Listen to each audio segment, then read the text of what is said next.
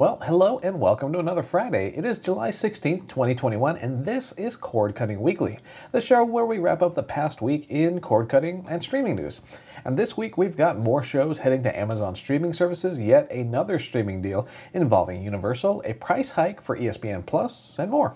But first, yes, if you haven't done so already, please do consider clicking on those like and subscribe buttons down below. Both of those really do help out our channel a ton, and we'd really appreciate it. And with that being said, let's head straight into the news, starting with a new streaming deal between Amazon and Sony Pictures Television. This week we learned of a new deal between Amazon and Sony Pictures Television that will bring several classic TV shows to Prime Video and IMDb TV. The collection includes a number of well-known series from producer Norman Lear, like All in the Family, Good Times, and The Jeffersons. And those shows will be split between Prime Video and the free streaming service IMDb TV, meaning there's no overlap where one show is available on both services at the same time. The classic content should start arriving this week, with shows like 227 and Different Strokes coming to Prime Video, and All in the Family, Maude, and more arriving on IMDb TV. And then more titles are scheduled to come in the near future. And you can find out more about the titles included in this deal via our post linked down below in the video description. And speaking of Amazon, the company announced that its updated Fire TV experience is starting to roll out to second-gen Fire TV sticks starting this week. The new user interface brings along a host of changes to the Fire TV platform, and it's been slowly rolling out to more and more devices ever since it was first announced back in December of 2020. And if you're curious about it, we've got a video that dives into what's new with the Fire TV update, and we'll include a link to that video in the description down below as well. And if you've got a second-gen Fire TV stick, it should automatically check for the update, but you can check for yourself as well by heading to Settings, selecting My Fire TV, clicking on About, and then finally clicking on Check for Updates. And again, that Fire TV update should be hitting those devices this week, so keep an eye out and feel free to sound off in the comment section down below if this is the first time you've been able to check it out. Moving on, this week we also learned about some new additions to Plex's free streaming lineup. The company's been steadily growing its offerings on the free streaming side of things, and this latest update includes some 15 new channels to choose from. As is often the case, we have the full lineup of new additions listed in our post link down below in the video description, but those 15 incoming channels include Johnny Carson TV, MMA TV, USA Today, MST3K, and more. And those channels should be live on Plex's free streaming lineup as of this week, so feel free to check them out now. Well, maybe after you're done watching this video at least. In any case, if you haven't checked out Plex's free content just yet, or you're unfamiliar with Plex in general, you can check out our recent video that dives into 5 things you should know about the platform. And of course, if you have tried out Plex's free lineup, let us know what you thought of the experience in the comment section down below.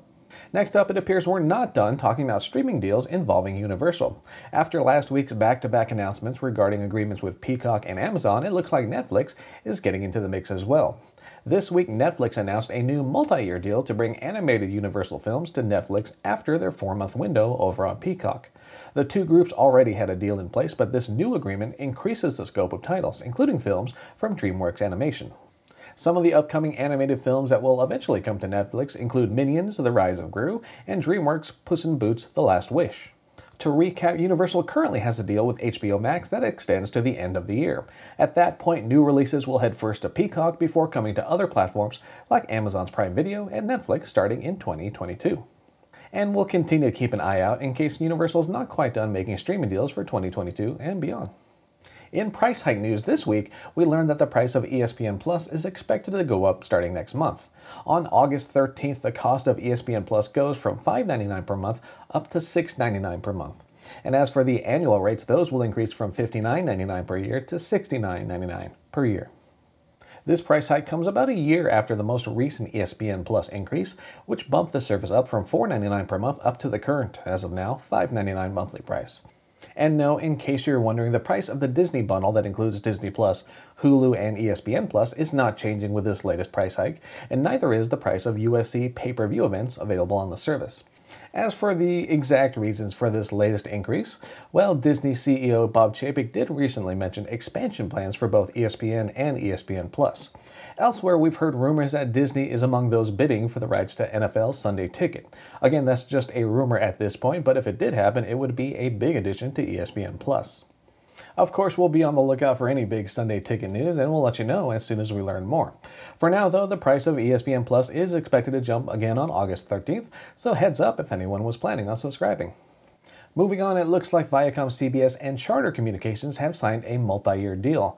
The new agreement means Charter will continue carrying ViacomCBS's various networks, but it also includes the company's streaming ventures like Paramount Plus and Pluto TV. Now, we haven't yet heard exactly how those streaming services will be integrated into Charter's Spectrum offering, so it's not clear yet whether discounts or free access are on the table. But we'll be keeping an eye on this new deal in case more details pop up soon. In hardware news, LG's fancy rollable OLED TV finally has an official US price tag. The high-end TV features a flexible OLED display that can retract into its rectangular base when not in use, and if that doesn't sound cheap, well, that's because it definitely is not cheap. The LG Signature OLED R, as it's called, rings in at $100,000 US. The rollable OLED has been part of LG's booth at CES for the past few years, but it's now inching its way toward consumer availability. The Verge reports that pre-orders should start in August, and the TV's product page now displays that $100,000 retail price. So if you want an OLED TV that supports both ATSC 3.0 and HDMI 2.1, and also includes an attention-grabbing party trick, you'll have at least one pricey option to choose from soon. And speaking of ATSC 3.0, also known as NextGen TV, we've got an update on one of the first US stations to adopt the new standard. This week, Pearl TV announced new additions in the Phoenix market will bring that area's total number of ATSC 3.0 stations to 11. In a press release this week, Pearl TV pointed out Phoenix was among the first cities to test out ATSC 3.0 way back in 2018. And these most recent additions mean residents will have access to ABC, CBS, NBC, and Fox affiliates, among others. And that includes Telemundo on KTAZ, which is expected to come online by the end of the summer. And you can check out more info in our post linked down below in the video description, but if you are among those who have already accessed local channels via ATSC 3.0 or NextGen TV, feel free to share your experiences so far with your fellow cord cutters and streamers in the comment section down below.